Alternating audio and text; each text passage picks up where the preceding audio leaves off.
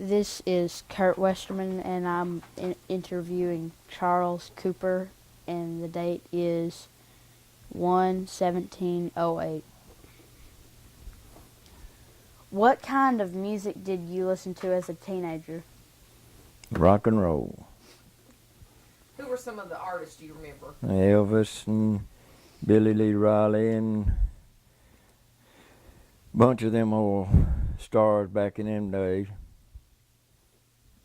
I can't think of their names right now.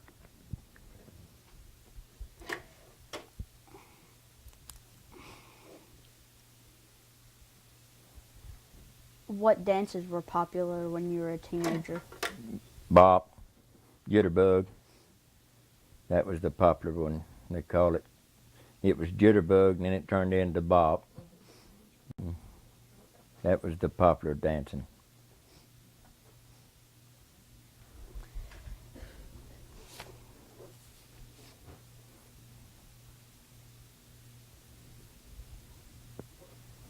Who taught you how to drive, and how did that go?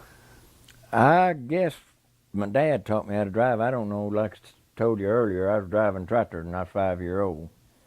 And I guess they just picked that up when they were on the car. I had a car when I was 13. Tell about that. It had an old 46 Ford.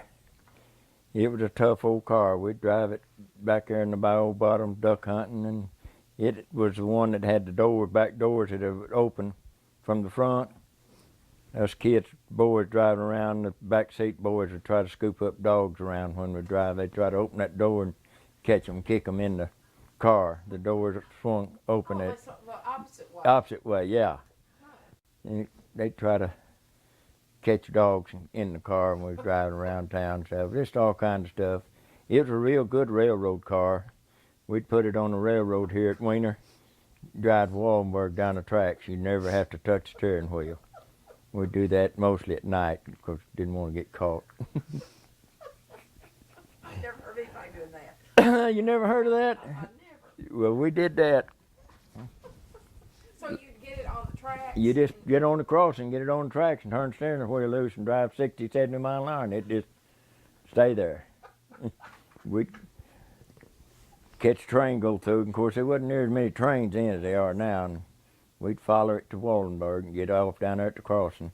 So you never did you ever get in a situation where you could see one coming up No, behind you? no, we never did. We was pretty careful about that. We never did get in that situation. So you waited till one went Through and got behind it. Okay. And like I said, there wasn't near as many trains back there's a then. lot of trains. And they was them old coal engines. Oh yeah. Do you? This is a question. Do you remember lightning? Lightning. Was the black boy that used to chase the trains? No, don't guess so. Okay. Go ahead.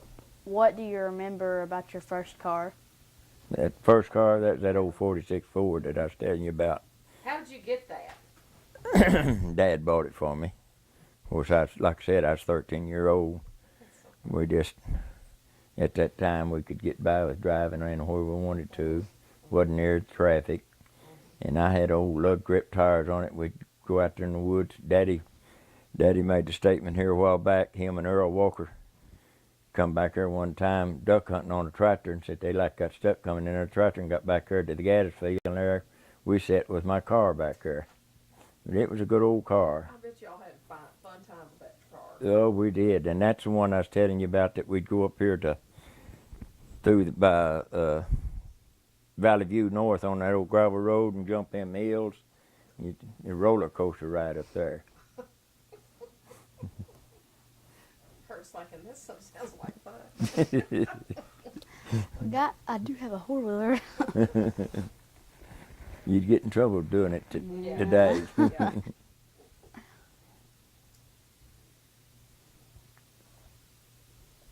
Tell me about someone you admired or looked up to when you were young. Well, I guess Tommy Walford, C.O. Walford, was two of my best people. Of course, C.O. helped us get started farming when we was farming. And of course, when I got married, Willard Wilson and Roy Davis was my religious mentors. They meant a lot to me in my religious life.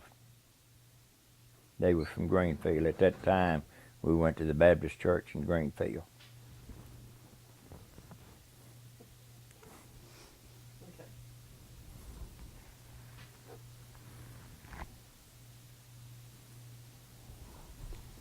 What did you do after high school?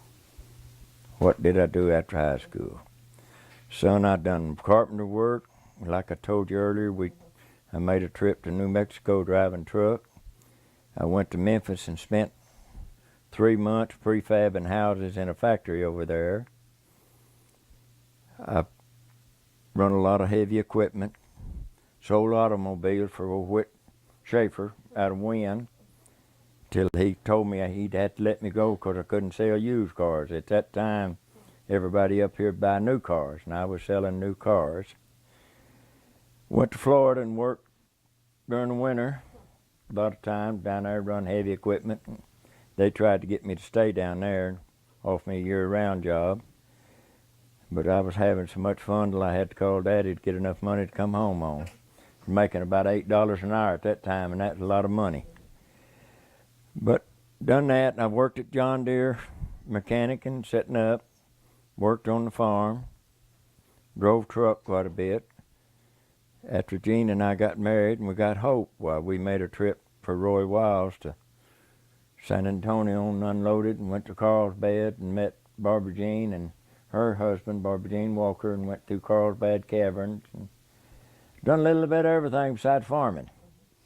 Ain't much I hadn't done. I've done some ag work. I got about 150 hours of ag time. I got my private license several years ago and done a lot of, I've got probably 2,000 hours in flying time, but I did have 150 hours ag work. Didn't like that. It's too hot, too dangerous. But I farmed all my life too.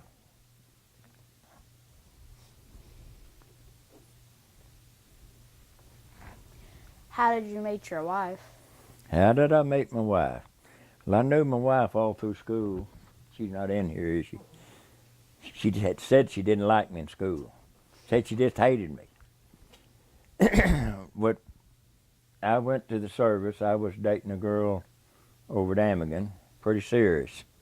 Went in the service, and while I was in the service, I got a deer John liver. I come home and was running around quite a bit, and Glenda and my sister got us together to make a date.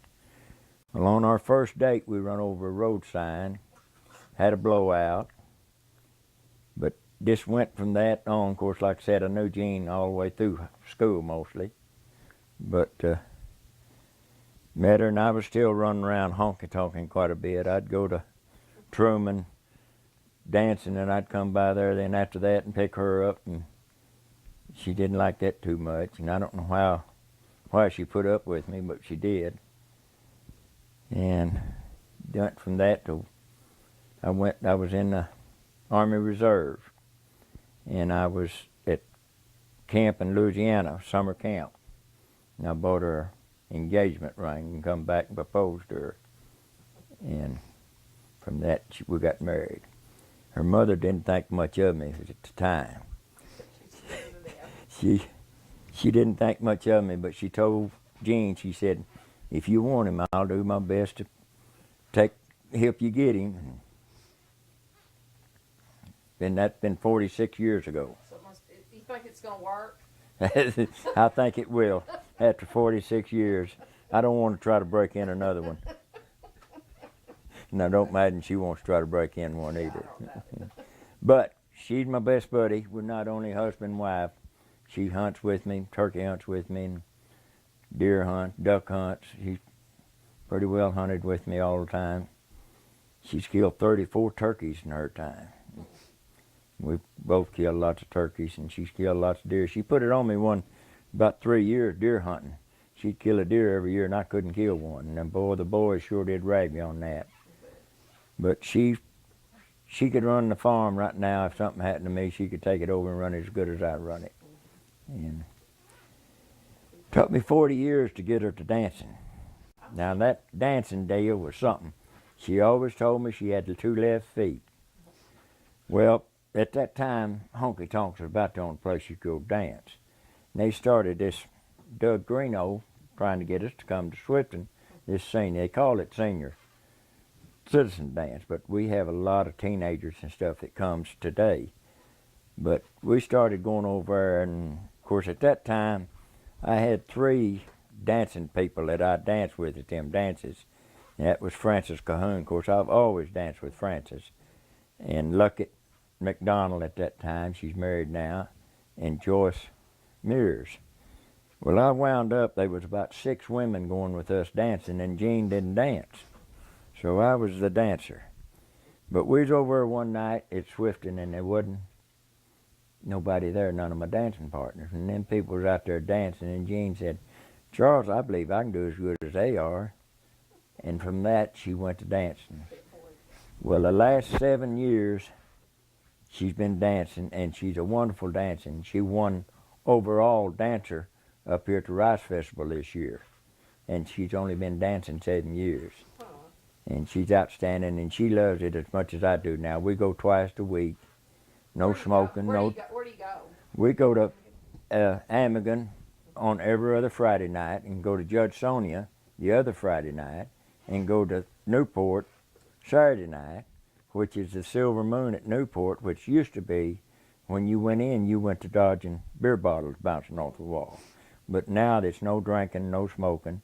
Doug Greeno, Sonny Burgess, Alva Jean Hendricks plays the drums. Marcus Grady plays lead guitar, and we got Sindel Ray Rainey, which is the has a recording store at up here by Greer's Ferry. Has a recording studio and does all kinds. Have a wonderful band, and they play the best dance music that probably there is around. And we run anywhere. They call me their road manager. We run anywhere from 80 to 120 a week night of dancing. They play at Jonesboro quite a bit, the band does. We play at Sheffields and Brick House and different places. And Jean just hooked on it as much as I am. Of course, we have met some wonderful people from different people. I'm talking about just different places. Just great friends, have great fellowship. So it has been good for both of us. Do they do the bop? What kind is that type of dancing? Bop, jitterbug. Right. They play. It's country western. They have a lot of waltzes and a lot of slow dances, two-step, and a lot of Kansas City and that kind of stuff. The fast used to be the jitterbug, and it's turned into the bop. Now I don't know what they call it. Swing, I believe is what they call it now. The swing, which is all the same dance. We did ballroom dancing last spring, and Kurt got pretty good at it. He let's put it this way: we had a dance, and they did the swing, the cha-cha, the merengue, the tango. What else did we do? Cha-cha. The one where you step in an L. The waltz. We did a bunch of them, and he had some of those high school girls asking, going there wanting to dance with him. That's great, son. It's a way to meet the women, isn't it? It's great, and it's fun. It's good exercise. We had a great time, didn't we, Kurt? It's great. You need to come to over there sometime. You'd enjoy it. And we have a lot of, like I said, we have a lot of teenagers coming, and it's good, clean fun, and just have a good time. Okay.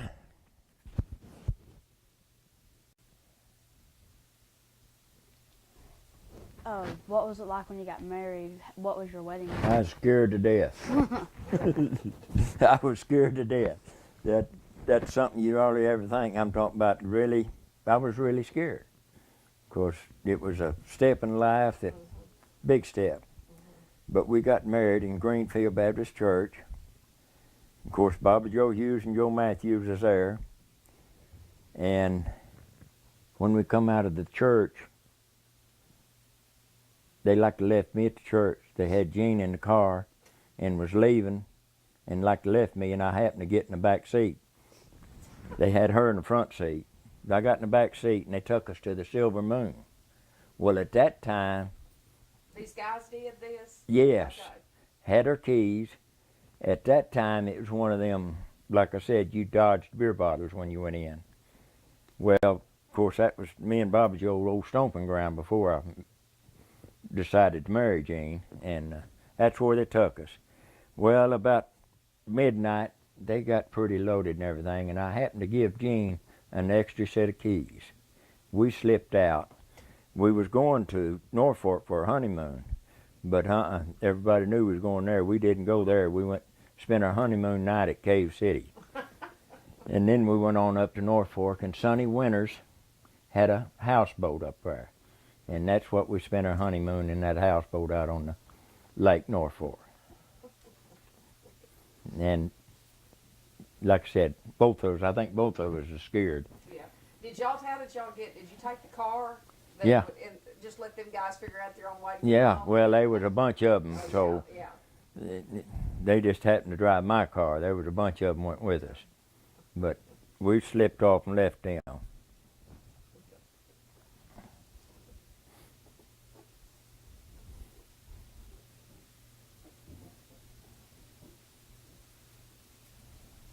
Tell me about something that you have that has been passed down through your family, through generations.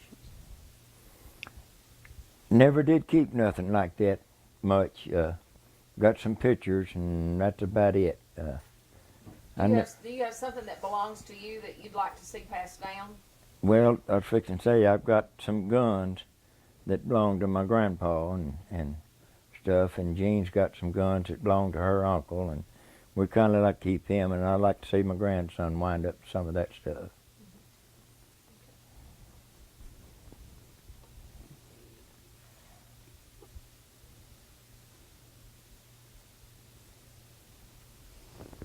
Do you remember any businesses that were in Weiner when you were young? Do I remember any businesses That were in Weiner when you were young? What do you remember No. being there? Like you're walking down the street we had from one all- corner to the next. What do you remember there being? Well, we had where the City Hall is now was Dudley's Furniture Store. Then they was Sophie's, which Sophie's was a dress store, I guess you'd call it. She had stuff piled up on tables and stuff in there, foot high, just stacked on top of each other. Then there was a theater. Then there was there was a drugstore there. Then the barber shop, and then the cafe, which was run mainly. I remember Miss Greeno running it, Doug and them's mother running that, and then right across the alley was a beauty shop. And then Buster Fryman's service station Buster was there for years. Of course, on the other side of the street was Wilbur's grocery store, pool hall. We had a pool hall. We played a lot of pool over there. And then had a barber shop on the corner there. Legion Hut, we had done a lot of dances and stuff in the Legion Hut. And then across the tracks was a tire store. Of course, Burrell's service station and Hibbert's service station was over there. And then there was Fowler's grocery store was on the corner there where the medical center is now. That was Fowler's. And then the tire store went in there. Then there was the International place. Used to be right in the main part of town, right there where I guess where the flower store is and stuff. That was the International store was right there. And then on the north end of that was Lawson's Cafe. Had a cafe in there. Then the post office and the bank was there. And then Freeman had a store right on the corner, grocery store years ago. William Virgil Freeman, that's Bill's dad. Bill and I was real close. And of course Malcolm Hogg was pretty well where they're at. It was all different and everything, the bulk station and everything. They had big tanks out across the railroad track where they'd fill up, and that lightning struck that one time, and it was caused a pretty big fire right there. And the plumbing company, that's something I forgot to tell you. I did work for the plumbing company when they put water and sewage in the city of Weiner. I worked for Bobby McGahey that one winter plumbing. We was in about under every house that was in town at that time because they just putting city water and sewer in. Worked there. And that was about it, I guess.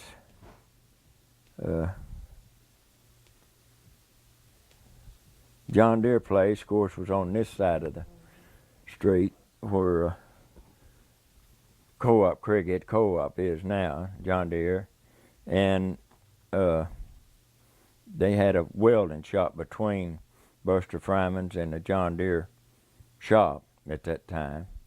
And of course, Who had that welding place? I was trying to think. A car fell on him, killed him. What was his name? He was working on a car in there, and a car fell on him and killed him. I can't think of his name right now. But then they had the old made brick there where the Cricket Co-op is now. They had a warehouse there, and Ben Lawson had a made brick there. That's where the old hotel was that Grandma Cooper and Grandpa Cooper run at one time. The old hotel. They ran the old hotel? Yeah. Do you know anything about them running Not that? really. I just know Dad talking about them running it. Doc Alcott's office was upstairs. I remember him telling me about that. But Dad's folks, my Grandpa and Grandpa Cooper run that at one time. And that's about all I remember about that. Of course, I remember him telling me about Dr. Alcott had an office in it. And that's about it that I remember about the town.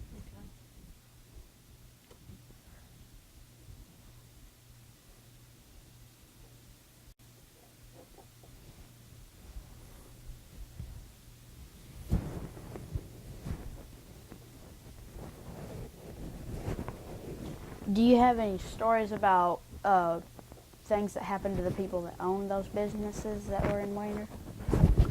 Well, I know one that stuck with me was, I said Buster Fryman had the service station, but Hibbert, what was his name? I just always called him Hibbert. That's the only one you ever called him was Hibbert. Shot himself in the cemetery down there. That committed suicide. That stuck with me. And of course, CO and them had the John Deere, and they've always been top priority in my list as people. Tommy Walford and CO. Hibbert, okay, so you say he shot himself in the cemetery? Yeah, sitting in his truck. Was that Miss... Merce, no, I don't think they was in there. I don't think they was any kin. Now, maybe he was mistaken. What, I can't think of his. Rusty Hibbert was a parts man at John Deere. It was his brother, I think. But he and Buster they was in the service station business.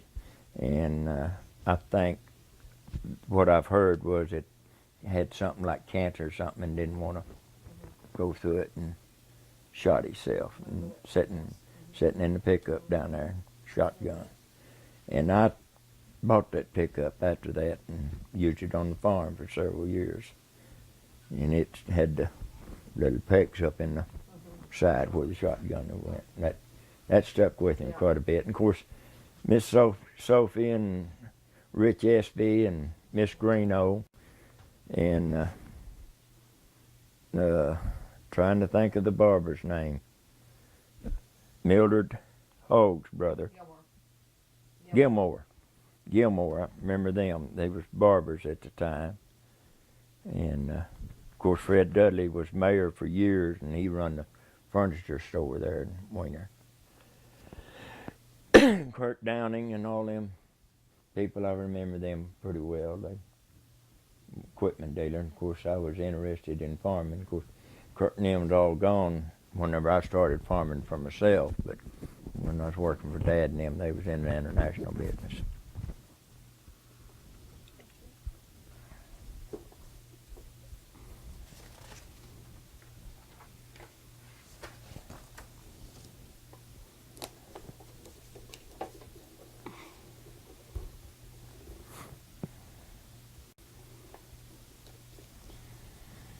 What is the greatest change in working ground?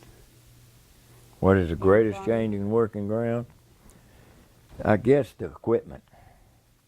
We just went to, it's just, when I started, we had 6-foot equipment. Now then we're running 32 and 45-foot equipment, and that was the tractors all power steering and cabs on them. You're not out in that dust all the time, and it's I've seen quite a bit of changes in my time.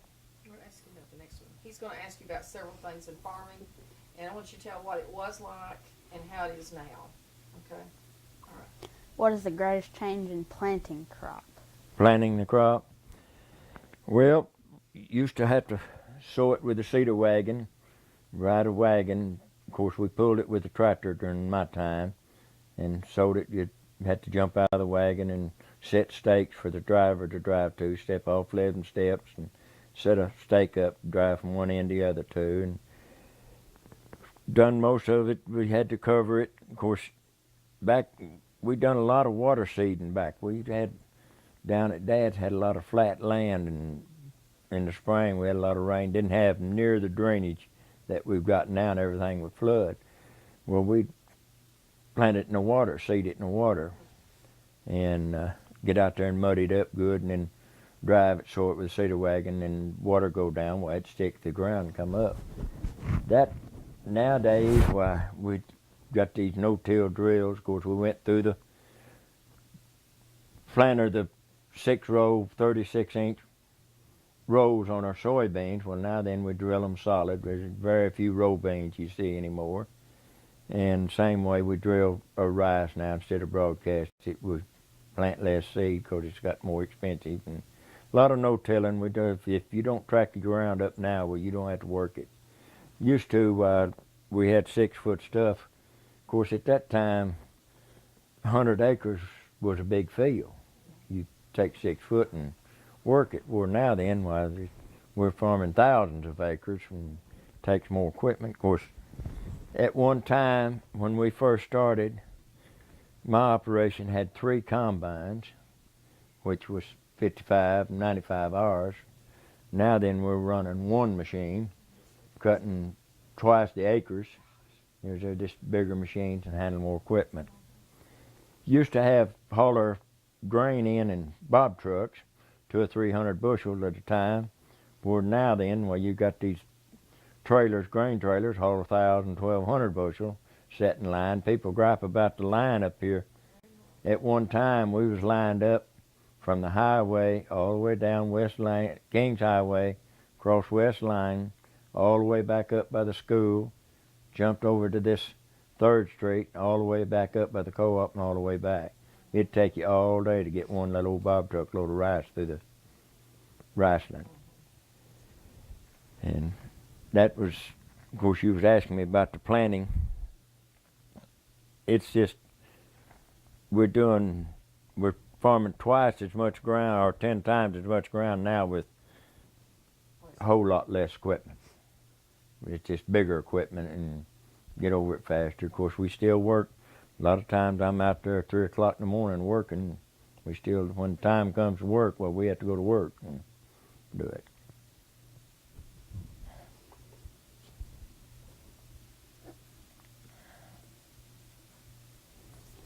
What's the greatest change in harvesting? Well, it's like I said, they've just made the bigger combine. They're getting more grain. We're saving a whole lot more grain now than what we was back years ago with the old machines. And we went from 300 bushel trucks to 1,000, 1,200 bushel trailer trucks, getting them in the crop. Don't have to use near as many people anymore. At one time, years ago, when we first started, Gene and I, why, there was Uncle Earl and Irvin Wright and Uncle Roy and Daddy and myself. We'd have 7 or 8, 9 combines going at the same time. Where now then we don't help each other much. Of course, they're out, but instead of all that many combines, there's probably 3 combines replaced them 9. It's just, and they're so much more efficient. They get more grain, put more grain in the hopper, and a better grade of grain. We're getting a better grade with these new machines.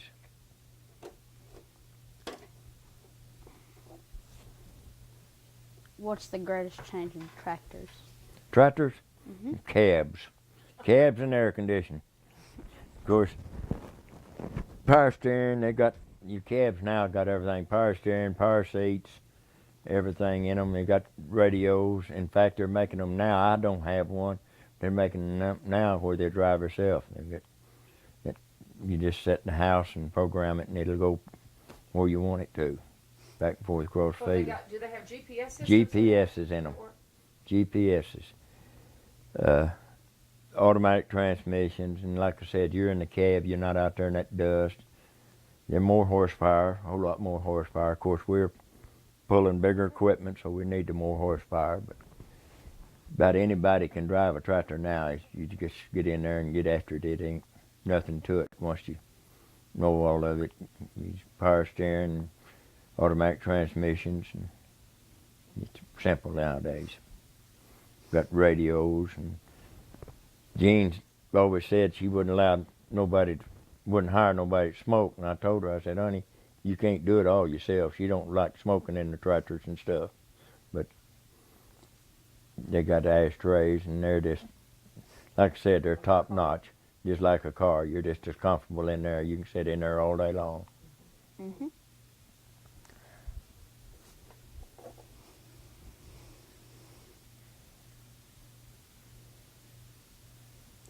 How did you control weeds before the chemicals were available? Well, we done a lot of cultivating, done a lot of weed pulling by hand. They come out with these weed knives that you didn't have to bend over. You could just reach down there and cut it off. We walked a lot of it by hand and got them, pulled a lot of coffee beans and indigo out of rice by hand. Of course, like I said, at that time we wasn't farming near as many acres, so it didn't have as much to control. And they come out with the stem the first time, control rice, the wheat, grass and rice. That was a great hit with airplanes. And it done most of it by hand whenever before chemical come along. Didn't make near the yields that we make nowadays.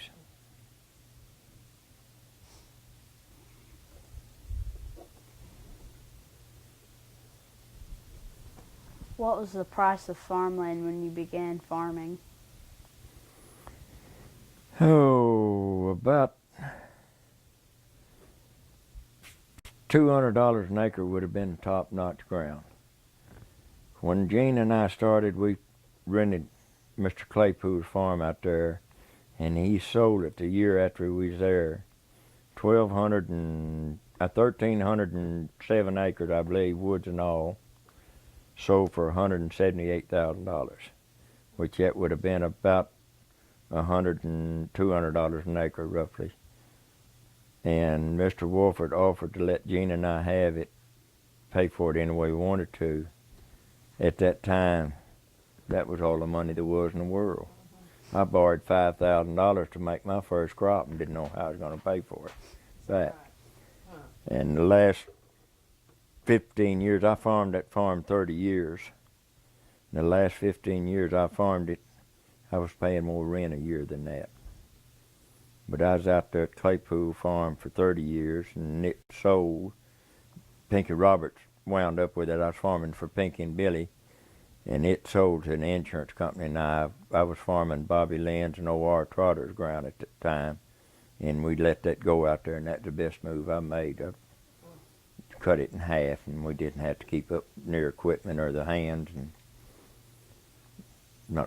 don't have much as income, but we at the net stuff, well, it's all been good for us. You was talking about, how much did you say your crop loan was that first time?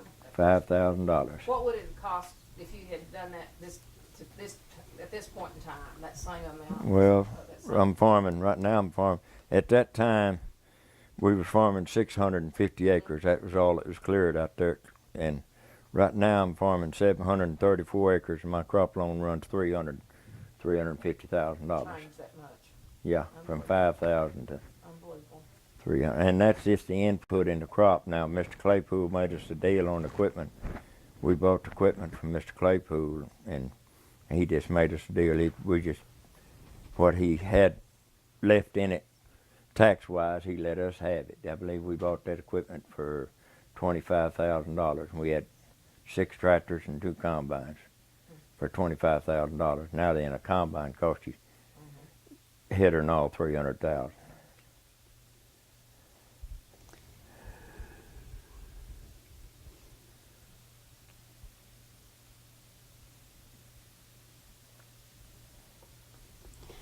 What advice would you give to someone who would want to be a farmer? It's been a good life for us. We've had our up and downs and been tough, but it's been a good life for Gene and I. You'd have to. It's a whole lot different. Of course, right now you ask me, farming's good right now. We had good prices, we had good yields, but the last 10 years has been pretty tough.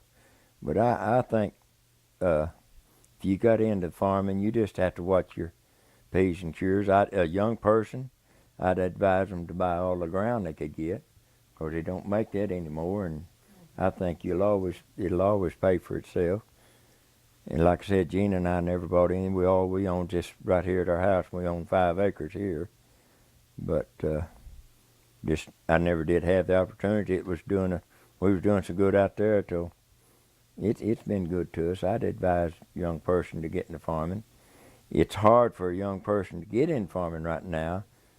I feel like the government need to put this.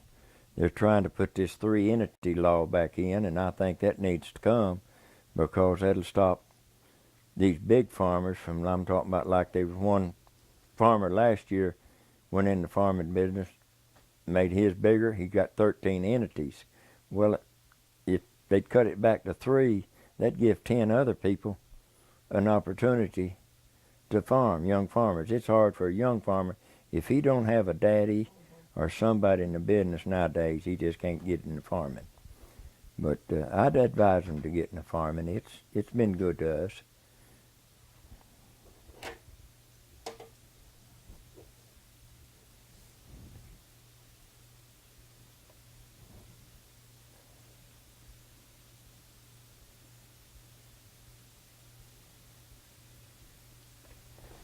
Other than World War II, has there been an event so big that you remember it whenever it happened, where you were at the time? Well, yeah, that's one of the reasons Gene and I got married early as we did. We wasn't going to get married till, I believe, in November or something. But the Korean, went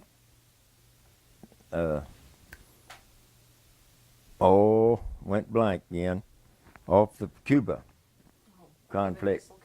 Yeah. I was in the Army Reserve, and they was calling us up. And if you was married, you take your wife with you to the training camp. So we jacked our wedding up to September. So, and that was probably the one I'm talking about. That was scary. I wasn't wanting to go. Tell what the deal was on that. It was at the Cuba one. Cuba, yeah, the Cuba one. It was they was threatening missile deal, and we was going down there and going to stop it. Well, in fact, there was some of them on their way, and it got settled before they got there, and they let them come back, and they was fixing to call our unit up, and Gene and I, we got married, so she could go with me if we was going to somewhere in South Carolina for training, I think, on it. Another crisis really wasn't a war, but something that stuck in my mind was the immigration at Little Rock.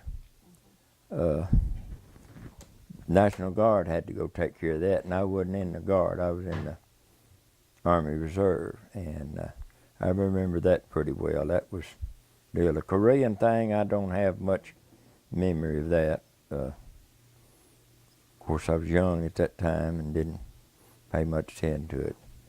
This Iraq thing is really upsetting to me, and I feel like we had to do something to retaliate on the 911, but I just don't know whether we're right yet or not. It's just something that I'm really not sold on. We're losing a lot of boys over there, and It's like I said, I felt like we had to retaliate on the 911, but they still hadn't caught Bin Laden. So kind of got mixed feelings on that.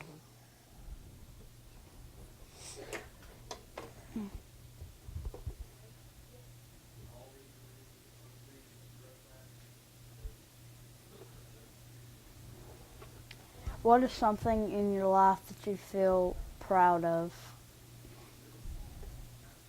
My wife. I owe her a whole lot because there's no telling where I was headed if it wasn't for her in my life.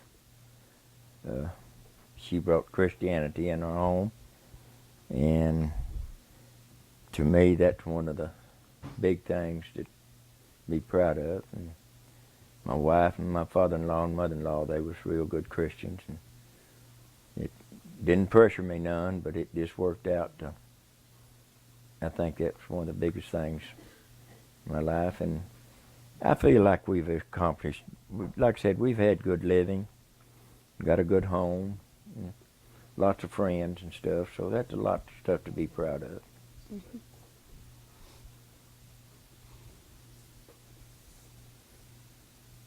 Read that last one word for word. Just let me read it out loud.